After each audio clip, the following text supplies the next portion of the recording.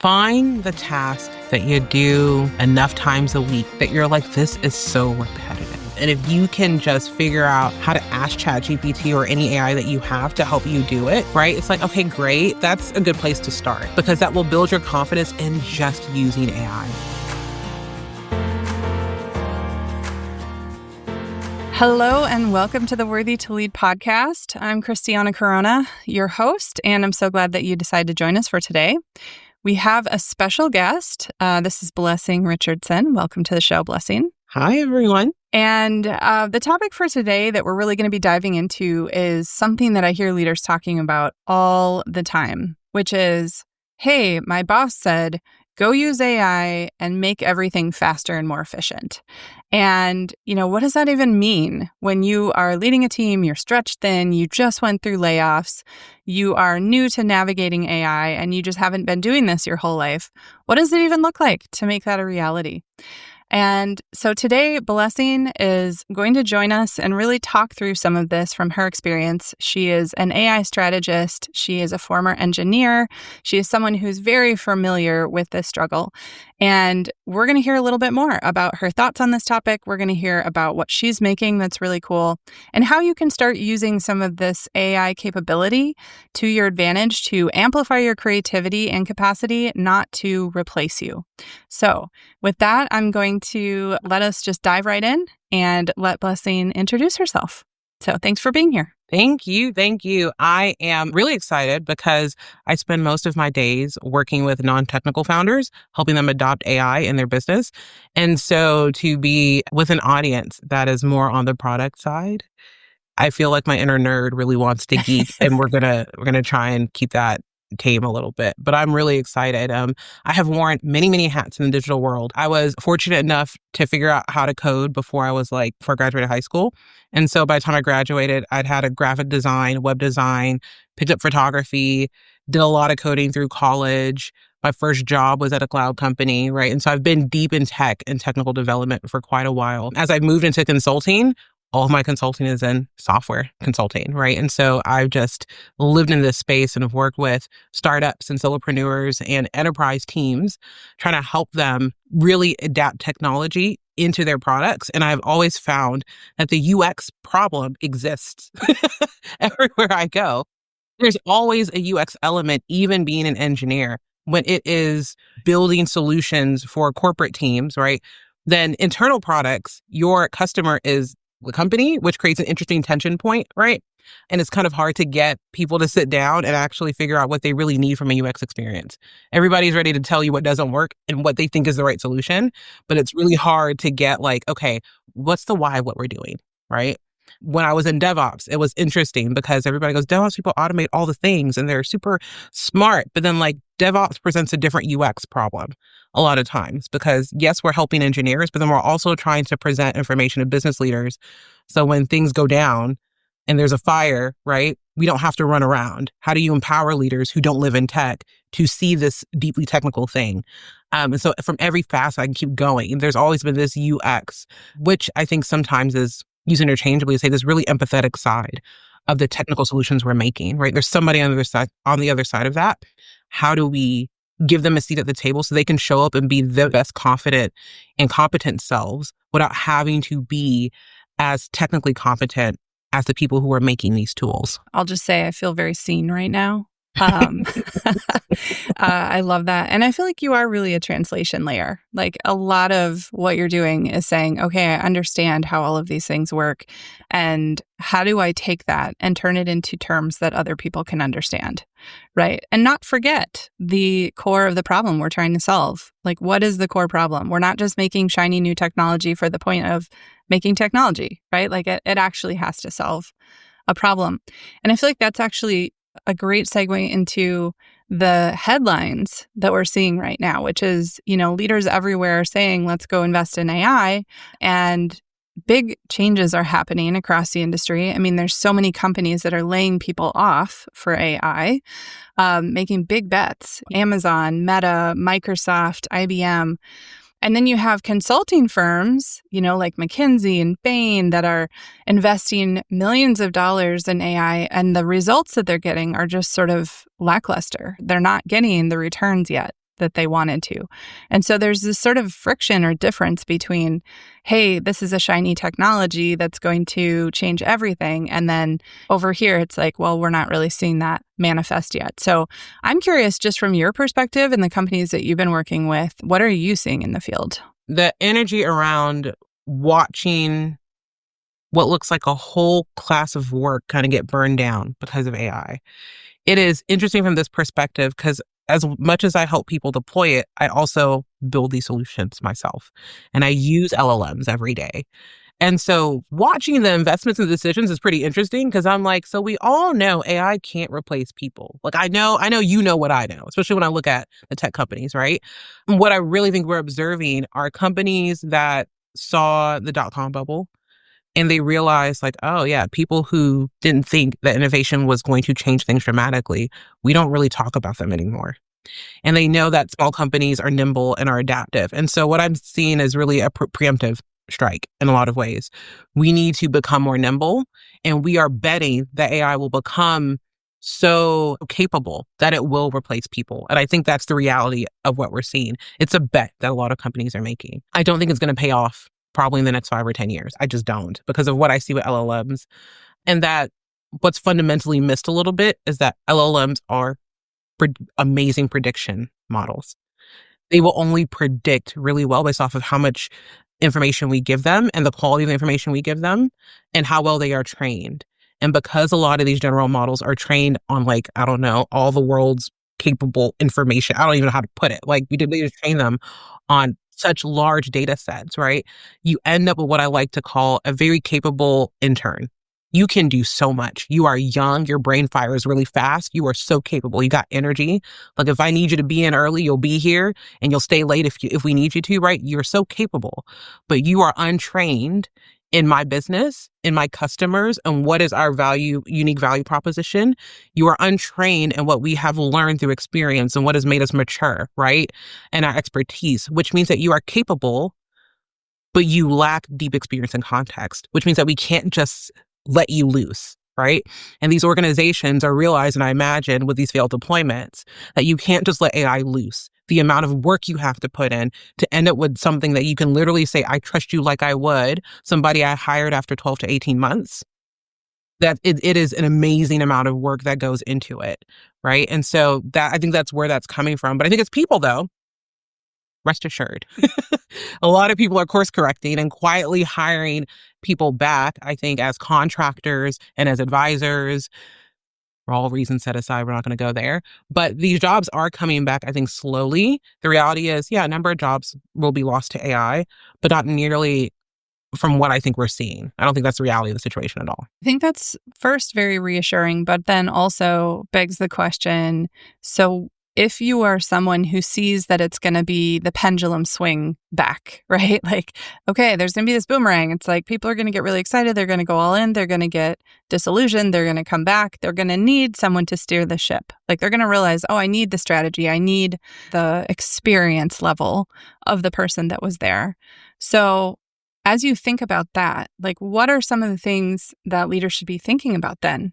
Knowing that that's the case, like where is it smart to invest and where is it smart to not get too concerned or worried or over-indexed because the things that matter most are still coming from you? You know, I feel like I have some of the most lackluster answers to these types of questions, which is where should you have been automating before LLMs came up?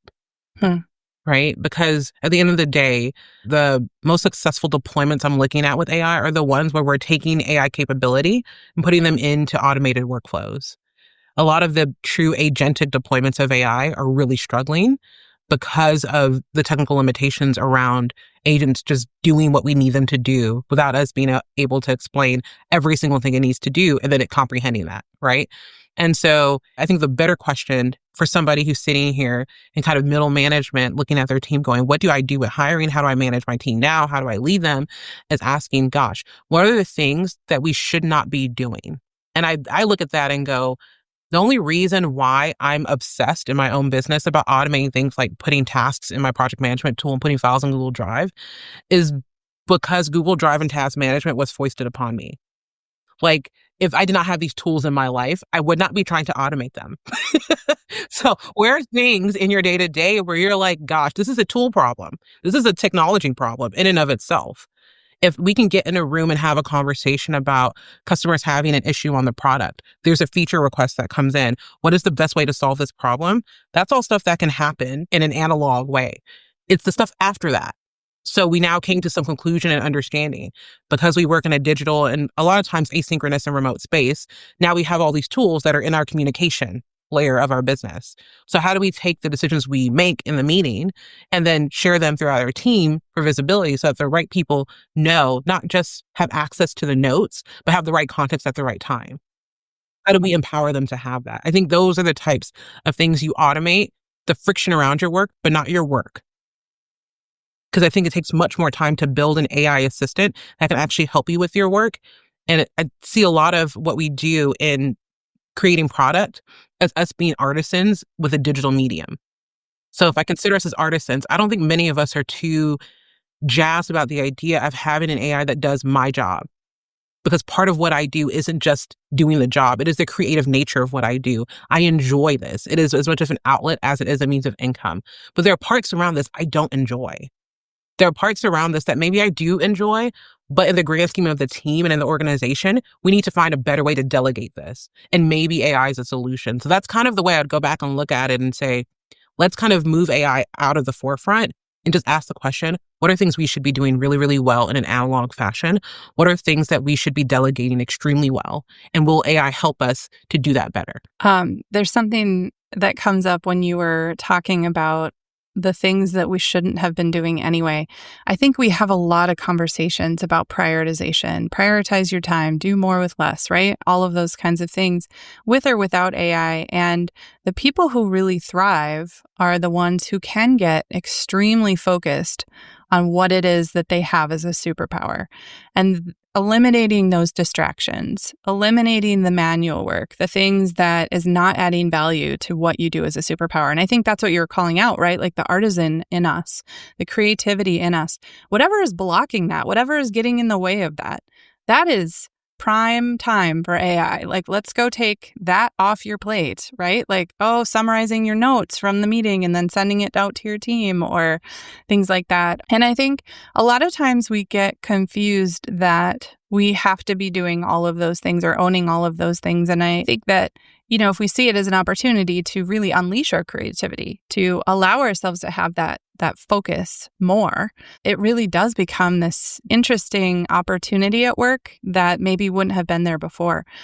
So I love that advice, just finding the ways that you can operationally amplify yourself and focus your time differently. And so from that perspective, let's say someone does successfully do that. They find ways to simply use AI in their day-to-day to eliminate some of those tasks.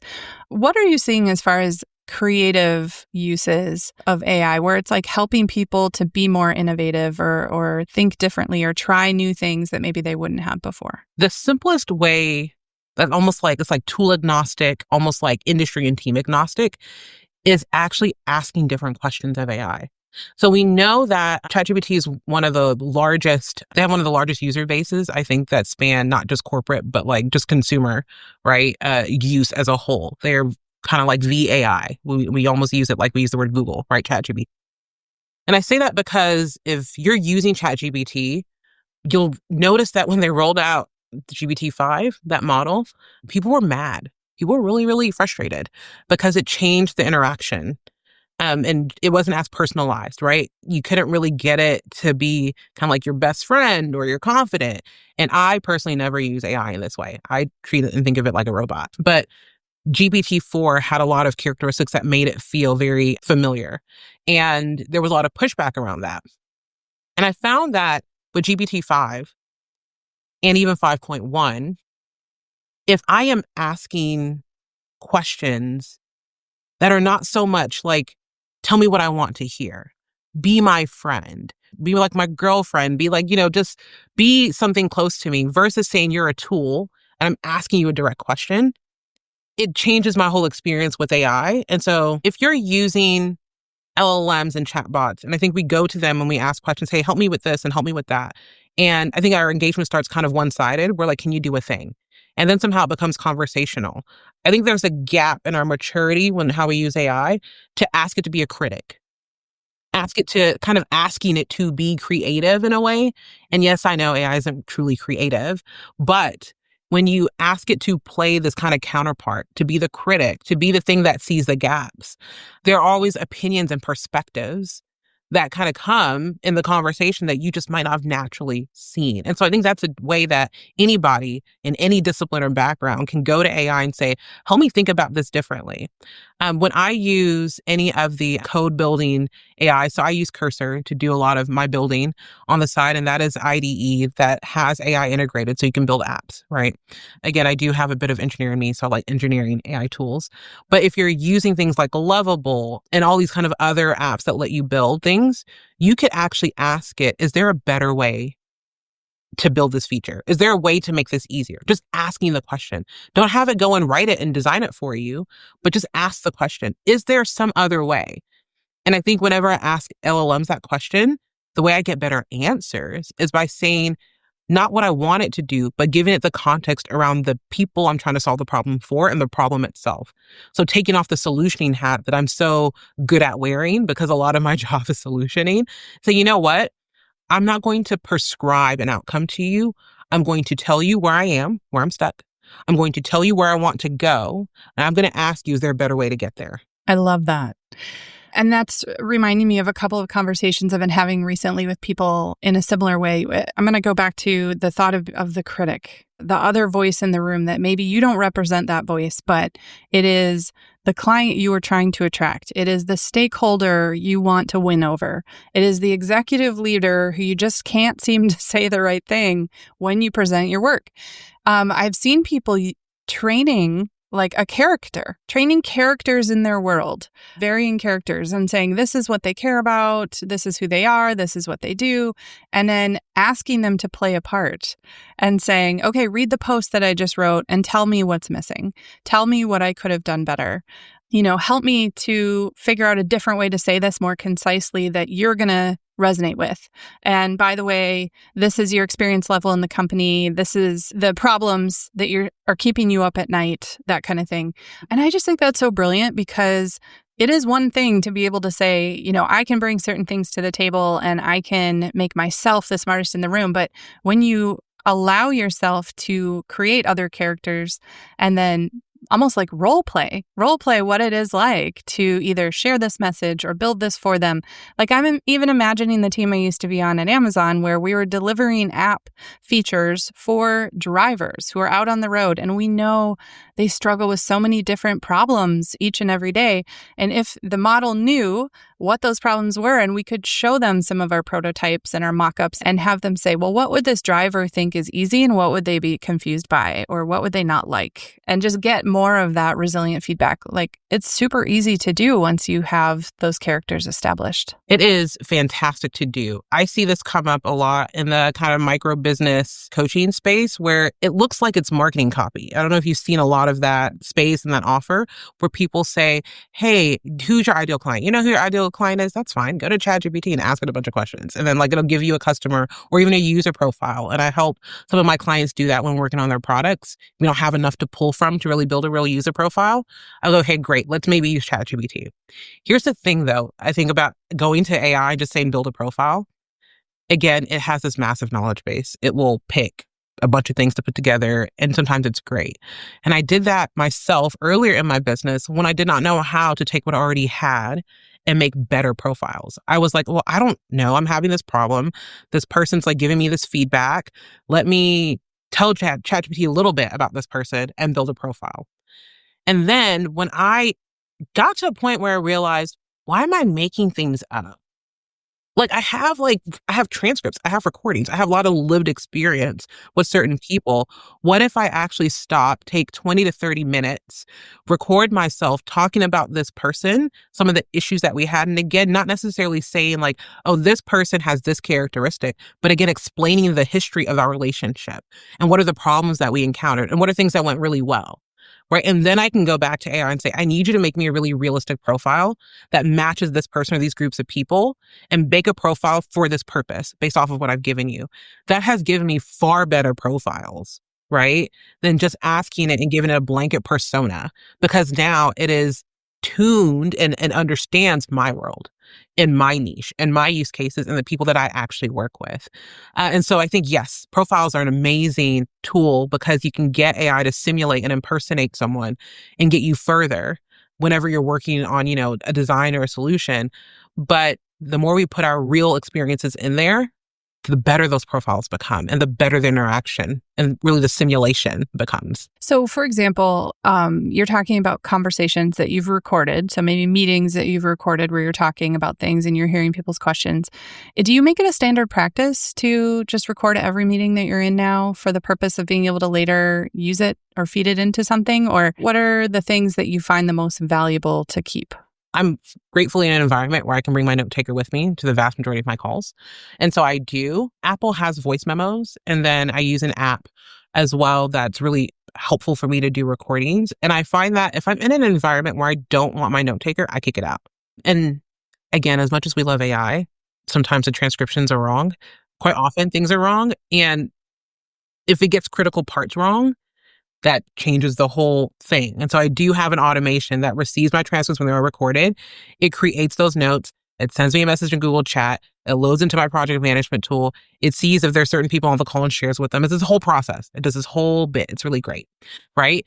But when it gets it wrong, then I have to step in. And so as I've worked even with clients in building their own, I'm like, let me take my lessons learned. And here's what I've learned. I have to be the authoritative person on what is real and what isn't after my meetings. And so as I build solutions like this for clients, we add a human in the loop step that lets somebody interject and say, oh, I'm so glad that you came up with this wonderful, notes for this meeting, but that's wrong. Like, these are the action items. These are the actual sentiments that was communicated, which that might sound super cool, but in reality, that's what we were doing before. Right? We were just taking our own notes. We had our own insights. I don't think we were as nearly as thoughtful about using the data from those things, right? I keep it in my head. I scribble it down on your notes. And if you're like me, as digital as I am, I write anything in front of me. So I have numerous papers and notebooks. I'm still taking notes, but it stays there and it doesn't go anywhere. And so I do think there's still actually a lot of power in just making your own notes, though, because when you engage in the note-taking process, you internalize things.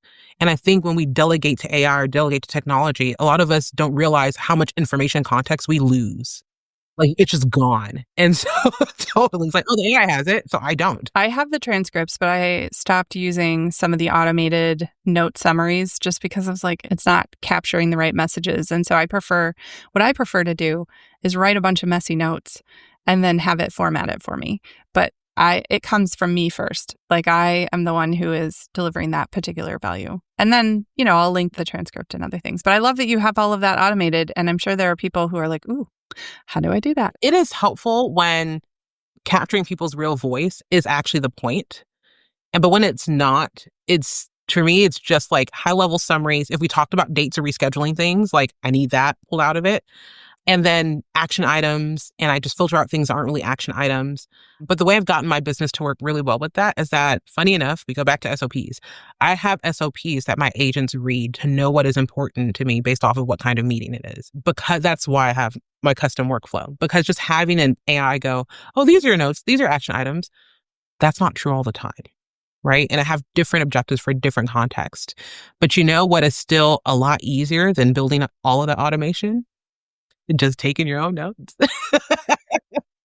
I'll be honest, just going in and doing a quick voice memo, right? Taking that and being like, yep, here are my notes.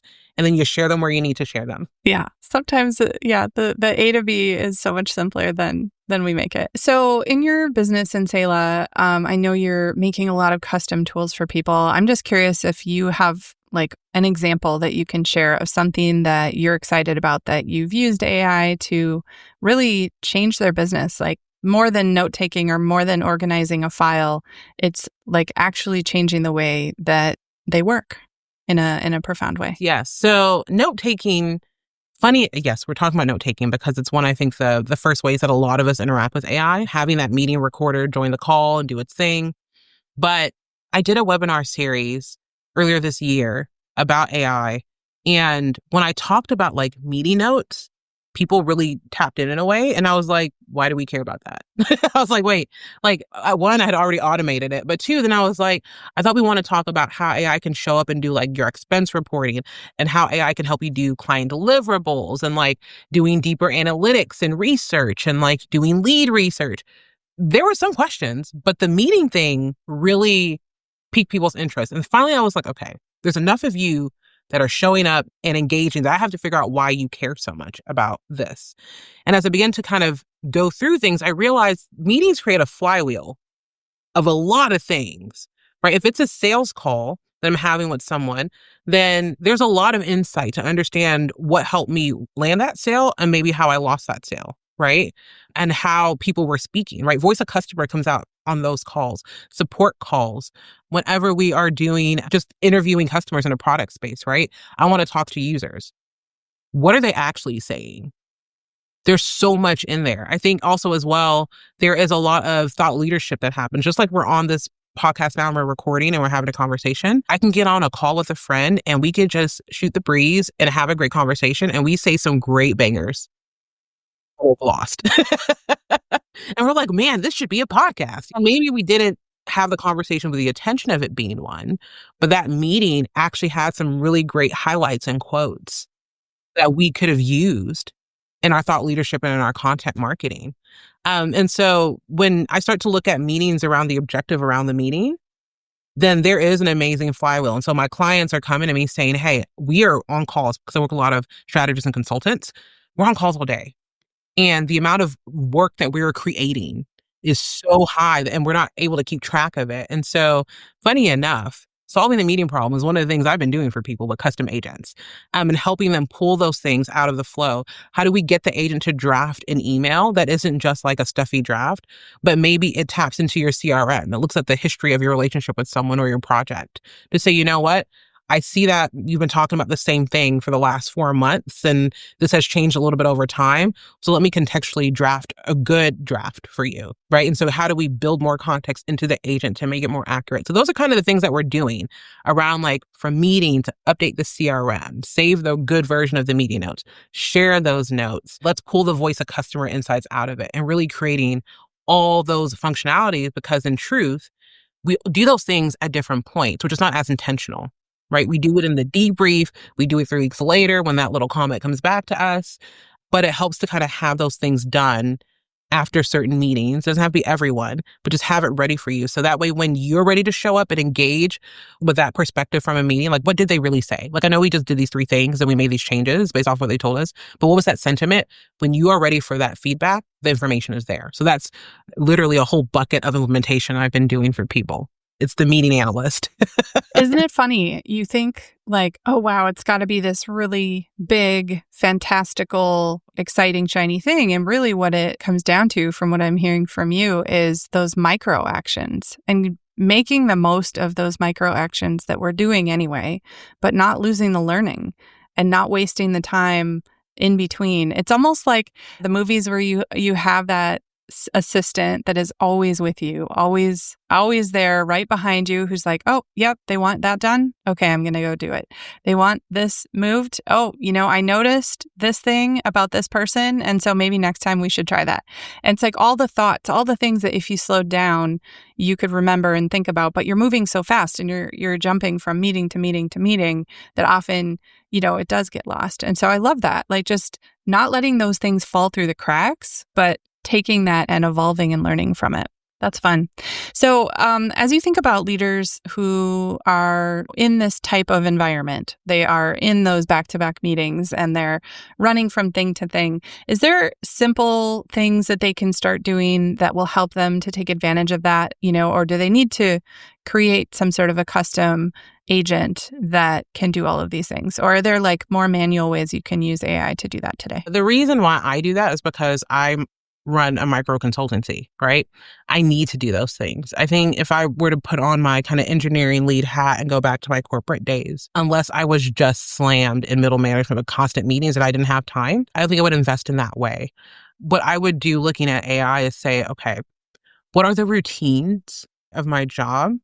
That middle management's fun too. Because you get asked from executives and more senior leadership to do things that in my opinion, with AI actually would threaten more of their job security than mine in middle management, right? It's interesting. It's like, hey, can you go pull those reports out of Jira for me? It's like, great. You could click the button to go to Jira yourself.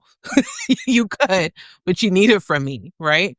And I think those kind of things and those kind of asks I would have, I would spend more time using my tools. So not really even using LLMs if I don't need to, but just using my tools to say, great, when this person asks me for this, we're going to have the dashboard ready for them. If I were going to put an LLM on top of it, I'd ask the question, can my LLM connect to something like a Jira for me and go pull those reports and then just draft the email and give it back to them? Right. Those are kind of the things I would do because it's predictable. This is predictable stuff. If I have to stop to do, it will break my flow of other things. And what technically is 5 minutes to open up, to go to Jira and like look at it and then copy paste it. And trust me, I remember the rigmarole, right? You open up the corporate tools and it's never in the format the leader wants it to be or you need it to be for whatever thing you're presenting. And so you have to copy paste it. And then you have to do all the prettifying of it. And God forbid you're in an organization that wants everything in a deck because I think decks are like wild because you go from just presenting information to becoming a designer because now you have to, it's a UX thing, right? It's how is the person going to receive this in a more visual way than if it was just a document. And so you have all this stuff to just create this report because it's not just a report anymore. Those are the things that I would try and automate. I've been in a position where I tried to automate my stand-ups and I had a bot kind of come through and say, hey, Tony, do your stand-up. Yeah, that wasn't great. I don't know. People kind of checked out and it was so automated and predictable that it didn't actually create a readiness from people to engage in that format. And so it didn't really help when we did meet synchronously. So just from those experiences, I'd say you experiment. Because at the end of the day, it's not just you using these tools, it's how it affects your teams up and down. And if, from an up perspective, if leadership isn't willing to go into the tools and leverage them from, the screens and interfaces they have to receive information, you're probably sending that email anyways. So you want to figure out how to automate getting data out and then replying to that email as quickly as possible and getting it to them. I think when it comes to managing down, you want to try and get as much buy-in in the handful of tools that you live in. So as a design team, if you live in Figma, buy-in might be, we do comments and we do testing and feedback and QA in Figma. We do as much as possible in Figma to keep everything in the same place where it needs to be. That's not necessarily using ChatGPT better. It's just how do we do more within our tools to keep work contextual and remove oh, well, there's this comment on this element on this UX thing, and I'm sending this in Teams over here, and now I'm going to screenshot it and put it in the Teams message. Okay, that might be a great boundary to have for a high-level manager who will never log into Figma. We get why we do that. But when it comes to my team, right, maybe we should be working better within our tools. And so that's kind of really where I'd start. Make your tools more efficient because by the time you start bringing in, again, yet another app as an orchestrator, now you're dealing with the whole integration game. Does my ChatGPT really integrate in a way that it becomes a one-stop shop? And unfortunately, the answer for most of these integration tools is that they don't. There's always something missing. There's always something that it can't do really, really well. And so the best place is to go back and look at our core tools.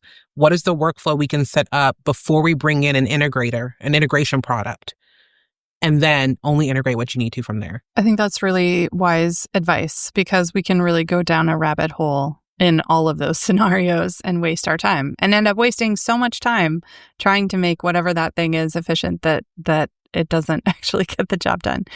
But I think there's an opportunity here for a lot of people to think proactively. So again, it comes back to thinking strategically about what your leader needs, what your team is going to need, what is needed in the next quarter. And is this helping you to pull the documents, pull the data, put the story together, take the time to tell that story and think differently compared to what you would have before? I think there's a lot of really, really wonderful things that can happen when we think about it in that way. And so it's less about automating in the second that someone asks for something, but it's about, could I just do that 2 weeks earlier and do it on my own time and have thoughtful thinking time associated to that, and then bring something that looks like I spent a lot of time on it to the table when we know that they're going to ask. Oh, yeah. I love thinking too on the weekly, monthly, kind of quarterly, like what are those things that I'm doing? Because in reality, you lose a lot of like the fidelity of the decisions that are made in the moment, the kind of the emotional, because there's an EQ thing to what we do, particularly in design, that we have to pay attention to, right? What's the sentiment around things? You're kind of losing all that as you go. And if I'm sitting in a position where I know in 3 months, I'm going to have to tell the story about why we put our energy where we put it and why the product looks the way that it does now, I'm probably, even if it's not, like a recorded thing necessarily from like my transcripts, I might start doing, because I like voice a lot. So I might start doing a voice log. At least once a week, I'm going to log and just kind of answer the same questions about like, what are the decisions that we made? What was the impact? What was the positive feedback, the negative feedback? What are things that we changed? Why did we do that? Make that kind of log because again, that information is going to be the freshest and most accurate, the closest you are to it. And when you sit down at the end of your 3 months to write that report, you can take those audios and transcripts and then put that into a chat. You don't even need automation. You can just say, hey, here are all the insights, right? I need to create this report. This is the format of the report. Go ahead and write me the first draft. And the fidelity of that report, just how rich it will be on that first pass. And of course, you're going to pull things out. You'll go, oh, I need that, but you didn't miss things. You know what I mean? And so I've been told that I'm the queen of creating metadata around what I do, like metadata on metadata. And that's why I like to start like, what is the goal here? Okay, I might not know how to like make that thing that I'm trying to do in 3 months, but I have a thought about the bits of things that I need to get there. What are the building blocks I need in place to do that fairly well? Let me see what I can do to passively start putting those blocks away. Because AI is going to help me aggregate that, right? In a way that's much faster if I then have to be the person who went back through 60 audio notes. That's not going to happen, but AI can. I love the ability for us to just be messy and show up exactly as we are, say what's in our head at that moment, extract it, and then be able to say, at some future date, this will all make sense. This will all have order to it. It will all be formatted, but I don't need to spend the extra energy right now to do any of that. We can be humans and we can be messy. Isn't that funny? Because we're talking about AI and we're like, no, we can be more human and we can be less organized and more unstructured and just our messy selves and worry about bringing the polished version later. How wonderful. What a release. How much pressure we put on ourselves to show up perfect and polished and have everything done at the beginning. And we don't have to. We don't. We really don't. You also touched on another topic, which was what I would like to call the design waste, where we spend all this time screenshotting stuff, formatting stuff just to present to somebody. I mean, things that are like extraneous tasks that don't add to the value of the final solution. So I'm curious, have you found anything that has really helped from a design perspective or a UX perspective, make things faster, easier, reduce that design waste? I know like working directly in Figma is a really great one. And I think that's one that we used to talk about a lot with our teams. Like, how do we train people to be in the tools that we want them to be in and just give the same feedback, but give it in the most convenient place? But from a standpoint of design, it feels like there's just so many things out there that are not great, and they're just creating junk and not creating the type of quality design solutions that we would want them to. So I'm curious, anything there that you're seeing? The way I solve this in my day-to-day is that when I present, whether it's a custom GPT or it's an agent solution to a client, I want feedback, right? Because I build into products that already exist, I've kind of eliminated a lot of the UI, UX and a number of the things that I'm doing.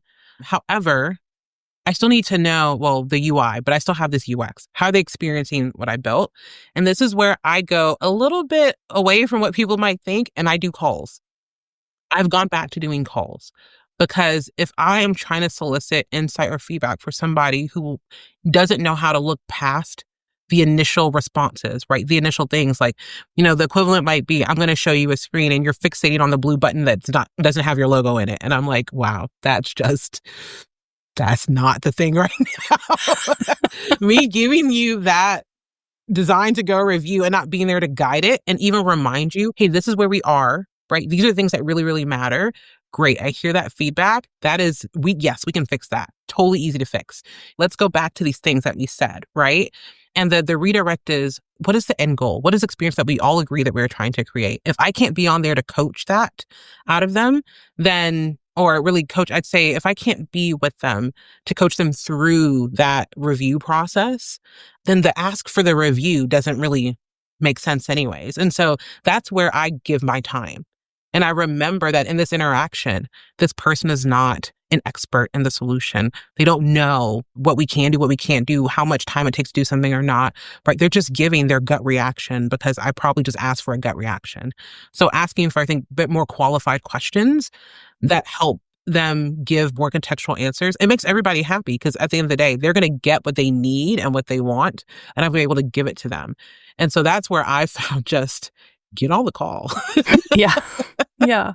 I don't think tech can solve that really well. When we're professionals and we all kind of understand, like in this space, we know how to do this thing really well. The async tools that's what we look to then, is what to look for when I ask for a review.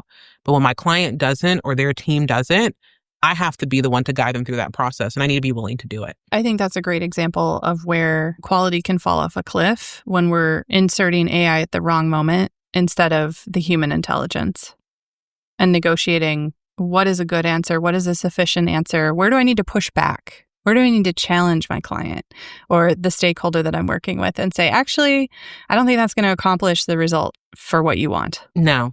And if anything, because a lot of the AI we use is not self-learning, right? It's not in the moment going to be pretty good at figuring out, maybe I'm asking them the wrong question. That is a human intelligence thing. And that's what I actually think UX people are amazing at, are actually asking the question, are we asking the right questions? Are we solving the right problems? And AI just does not have the capacity to do that. And the cost of making self-learning AI is outrageous.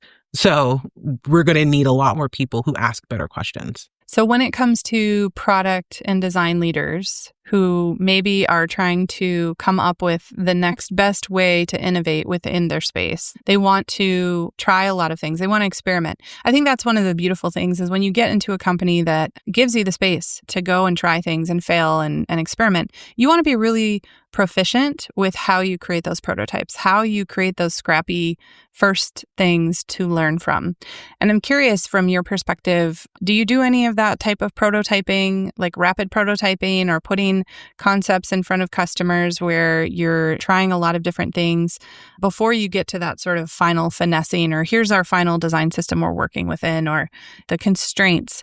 So before the constraints have been created, when you're looking in a lot of different directions, is there anything that's helping make that faster? Or do you feel like you're still, like the human is really the necessary thing within that process that you can't replace with any AI? I think it's to prototype well with the tools, it's a collaborative experience right now, right? Because AI is going to be really, really good at taking a thought and an idea. And I know you've seen the number of demos of like, I want an app that does these 3 things and it spits out a whole app, right? And it's like, okay, like that's an app. But like, what about everything else that makes a business work with an app?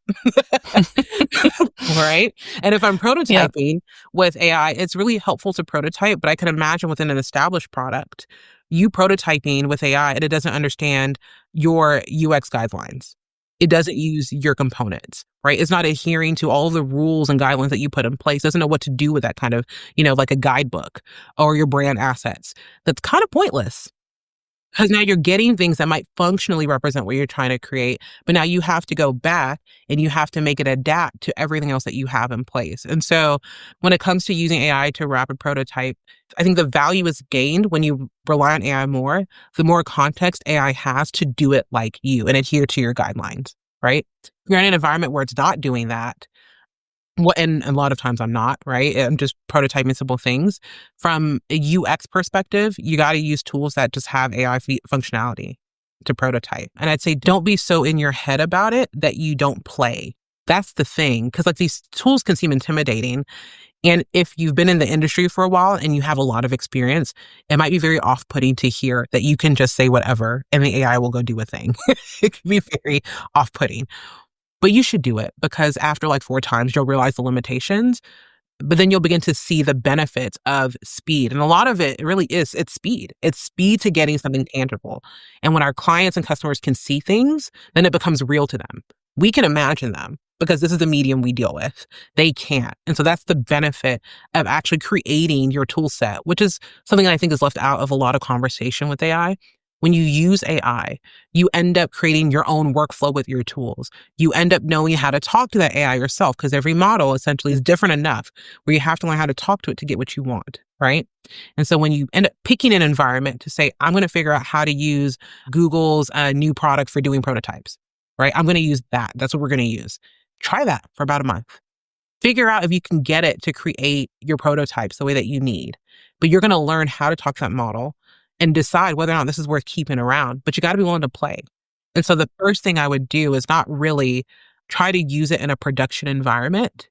I would try to use it for just this idea that I have, this thing that I wish would be better, because that gives you that incentive to play and be curious and the pressure off of, I have this deadline and now I'm stressing out all this time trying to figure out how to use the AI to get it to do the thing.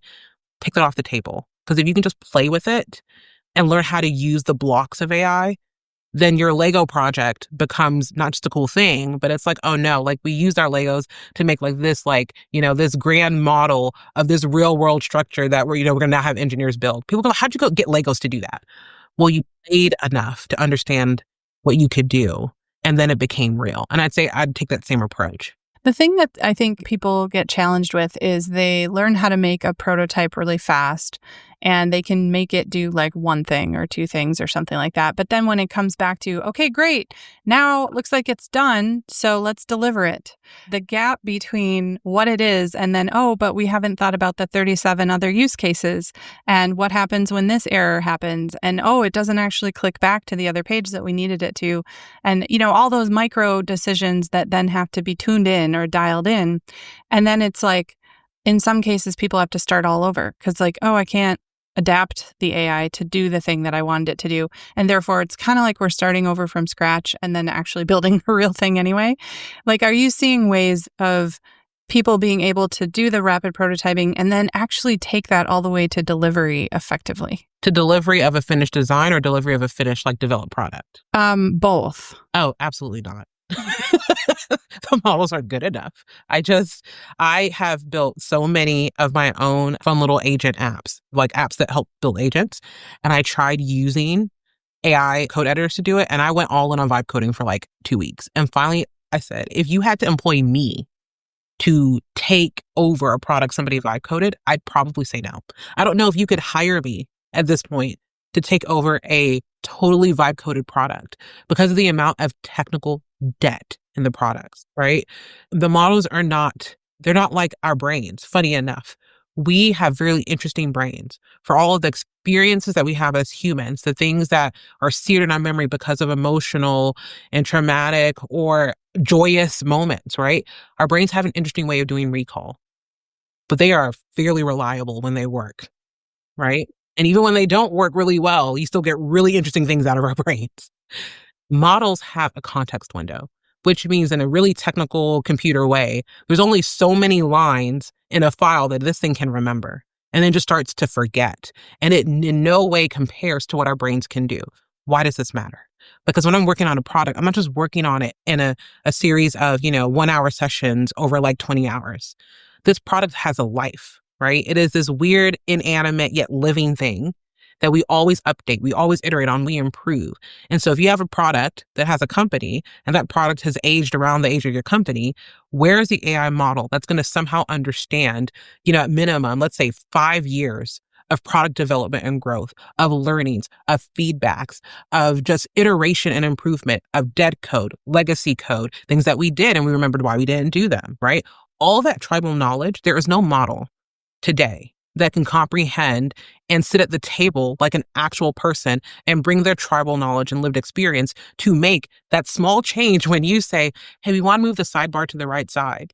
And it's like, I know the right way to do that. No, there isn't one. And so this is the reason why many prototype apps today, they are just prototypes. And there's so much more to building a product than just the UI or just the UX or just the data in the background and the integration layer. There's so much more that models don't have a deep understanding of. And to be frank, models don't actually have understanding. They're predicting what to say. They don't have this thing inside of them that is turning this into some sort of meaning for them. And then the model says, I know what this app means to me. It doesn't have that, right? And so, yes, anything that you're prototyping, whether it is on the front end, the back end, or whatever, you're going to hit this point where the models become insufficient to maintain and develop it into maturity because it just does not have the capability to do so. From that perspective, if you're thinking about process, so product development process inside of a company, and you're a leader and you're tasked with, okay, my team is coming up with all of these different prototypes. We found some things that are really resonating, but within our product development process, we still need to account for a pretty sufficient chunk of build time to go from prototype to final deliverable that we feel good about, that accomplishes all the use cases, that has the context of the last 5 to 10 years of what we've done and what's important to the business and all of that inner knowledge. Like, you can't skip. It sounds like what you're saying is we don't have anything today that allows us to skip that step and just go, cool, hit publish. And we're pretty far away from that. We do. That's called people. So like, that's it. And even as, being on the dev side of it, right? What I found is that I've had to learn to design and write my PRDs, my product requirements documents differently for AI to be more effective. And so what you're going to end up with, I think, across the whole product development chain are individuals who have learned how to maximize AI at that step. That's actually how you're going to shorten that timeline. You're going to bring it in, is that people know how to use the AI tools effectively for their phase of the process, and it makes it short. And so the handoff to development to me would be like, great, I now understand the UI UX spec. I see what we're trying to do. Awesome. How do I then translate this into the right spec for the agent to go build? Because if I'm now delegating the actual writing of the code to the agent, there does become a question of, do I also let the agents write the UI UX? Or sorry, not the UI UX, the unit test, the functional test, right? Do I let agents test and actually develop? Probably shouldn't be the same agent, just like it shouldn't be the same people, technically. But do I do that, or do I jump back in? And how do I create guardrails in the definition of the agent, how we set it up, so that way it does understand and have just enough context to do the task that it's given? Right? And so that has more to do with me knowing how to speak AI and agent than it does with me being a good developer, right? And so that's the skill that we're going to have to pick up across the product development stack and with people and with tools. How do we speak to AI? So when you think about that particular challenge of learning to speak AI and write really, really strong prompts and create really great agents, if someone is not a technical person and they're not used to thinking in those terms, like, where do they go? What do they do? Is there a place that, you would recommend them going to learn how to do that? There are apps like, again, Lovable. And the good thing for what we do in product is that the big AI companies who are developing these models like Claude and, and the GPT models, right, and Gemini, they're all product companies themselves. And so all of their agents are getting special functionality and knowing how to code. And technically everything that we do all comes down to code, right? And so I still think the best thing to do is going to go into apps like a Lovable, into an environment where you are learning how to use the models and how to talk to it. Because it's one skill to say, okay, go use like these assets I've made, right? But it's another thing to just know in general how to talk to an AI. It does really come back to play. Can I make this thing? If you are in a environment where you're in a product company, you're developing a product for external users, then I would flip that and say, what is like the meta feature or the internal product that you wish you had? Go build that. There's an app that I like, especially with internal products, because there's so much that just you don't have to deal with when you're building internal tooling. And there is a product I like to use, and they've launched a feature that lets you build internal apps called Zeit. Now, I mentioned Lovable. Lovable is great for building consumer-facing products. Zeit is specialized in creating internal products. So they solve things like user login through SSO and all this stuff. They kind of just solve all that stuff for you. You usually get to build the internal tool. Taking that smaller problem Let's say it's as simple as, we have this product and we need to manage users with password resets. For whatever reason, our password reset process is like, it just sucks. Users get stuck. We don't know how to fix it. At any given point, somebody said they want to be able to go in and see and create a dashboard. So that way our person who does support one, when a user comes in and says that they can't do a password reset, there's a quick dashboard for them to go to and trigger a password reset. That's an internal tool alongside a consumer facing product. Go build that bit. Right? Go build that small bit. And we know this is not because corporations are just notorious for taking that side project and then making it a thing, right? Let's not do that. Let's not magically promote the side tool into a formal tool, but let's look at this as an experiment to say, can you go vibe code a solution for that? What would it take for us to actually connect something like that to our product in a way that's safe? And then create an interface to kind of run these support and these maintenance processes. And I think the thing there is, yes, have a product person participate, but I think it's even more powerful to say, what about our support team, our customer success teams? Can they actually produce that internal product without engineering stepping in? And if engineering has to step in, is it as easy as making the data available, but not actually designing the product? Because there are a couple of tools in the space. Zeit and Retool will be some of the tools that help you really build robust internal products. And I think that's the litmus test. Can we give them the licenses, set them up to do it, and empower these teams with the data to go build their own solutions? I love that so much because I think there are certain areas of the business that just aren't going to get the technology investment the same way. They're not going to get prioritized, and they're the ones who probably need it the most.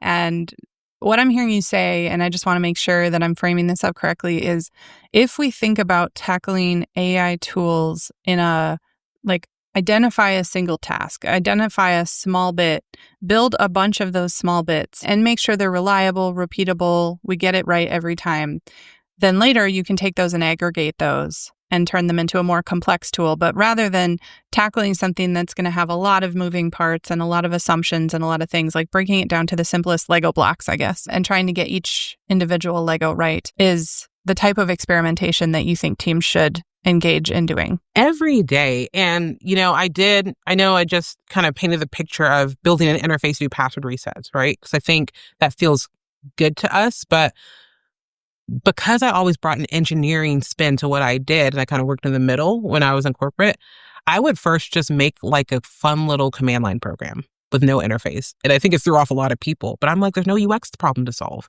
I don't have to now maintain another interface for an internal product. It's a functional one. Today, if I were to do that, it would be an agent. It would be, how can I, let's say my organization lives in ChatGPT, right? How can I make a custom GPT that has secure access to go and do a password reset for a user and does it when I ask them to do it? That's one small building block. So that looks like, does our product have an admin API that we can remotely initiate a password reset, right? Great. What do we need to do to make that accessible to our internal team members inside of the chat tool that we're using? Maybe don't use ChatGPT. It could be Teams. Can we initiate a password reset from Teams using an agent? Using an integration. Then building the integration is a really small ask. If you already have a product, it already has the functionality. How do we expose that? And then instead of trying to create this massive process around, we're going to make a whole process in a tool to create a password reset thing and then get 3 layers to sign off. I don't know why you would, but if you would, please don't do that, right?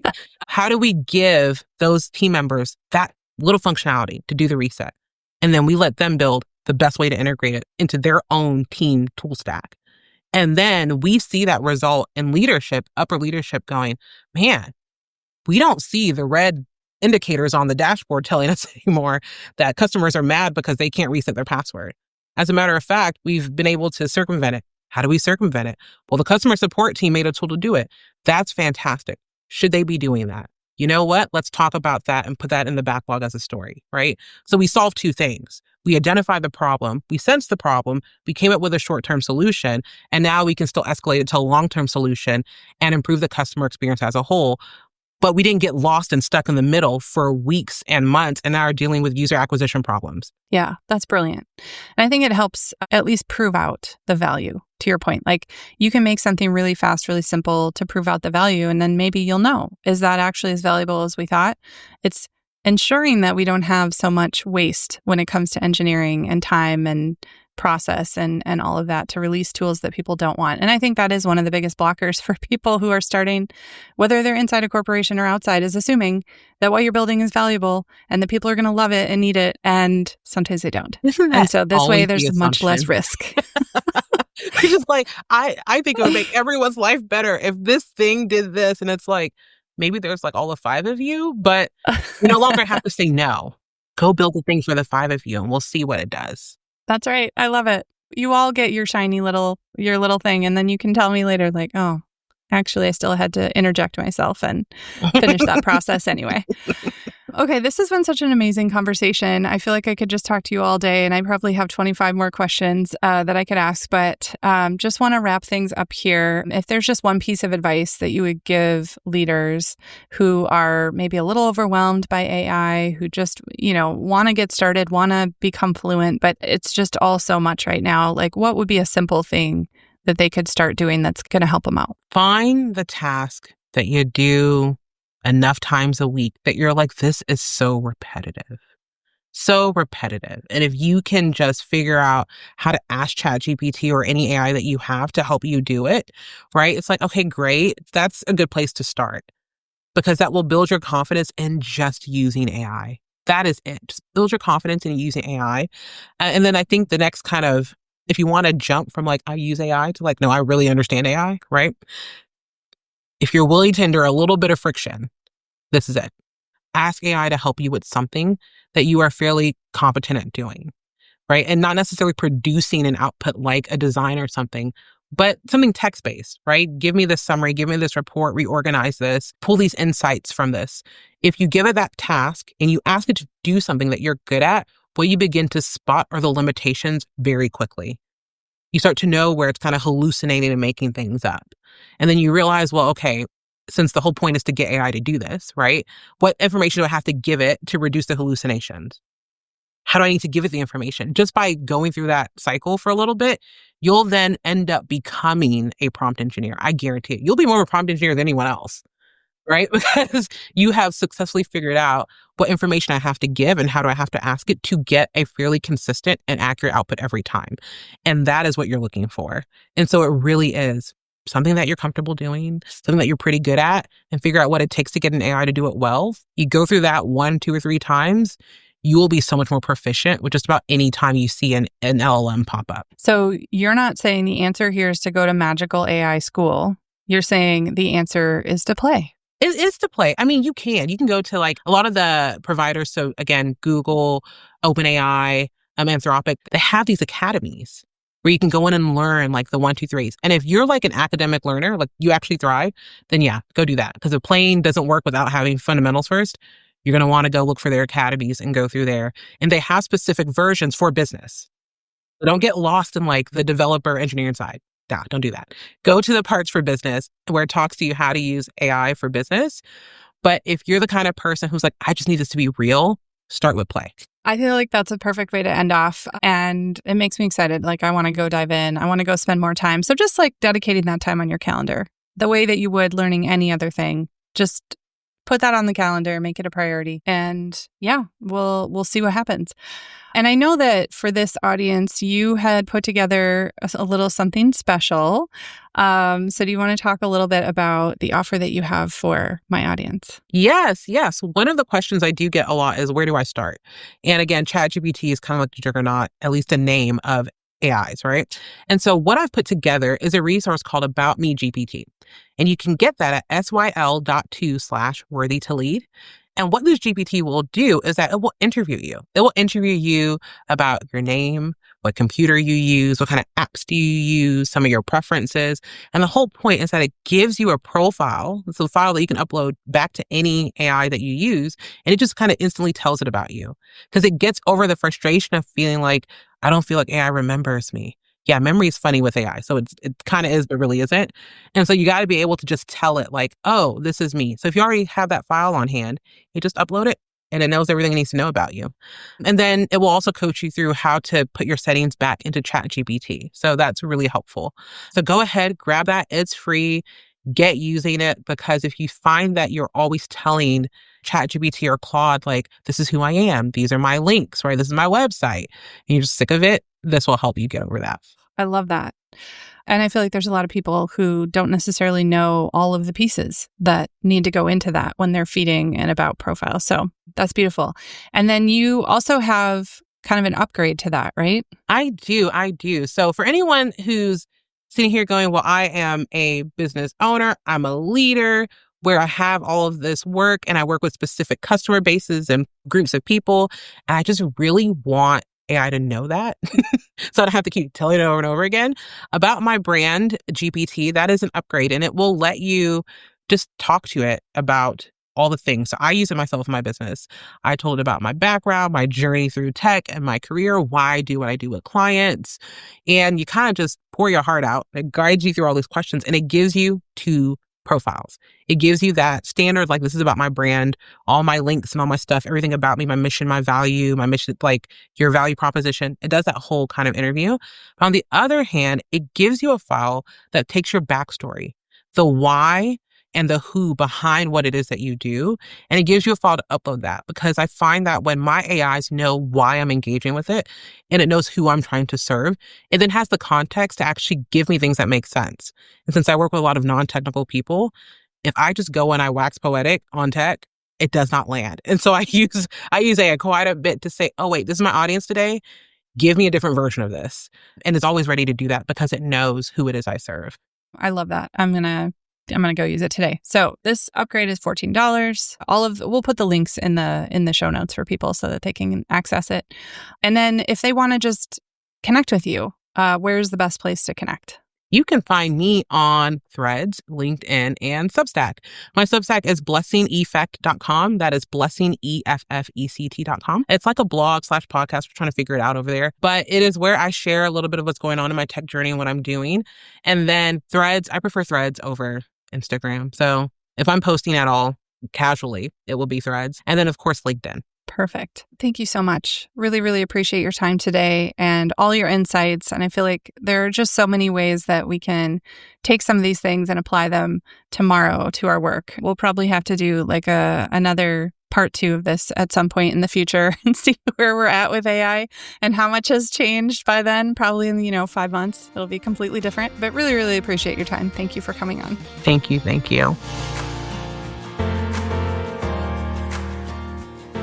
I hope that you had as much fun today as I did in this conversation with Blessing.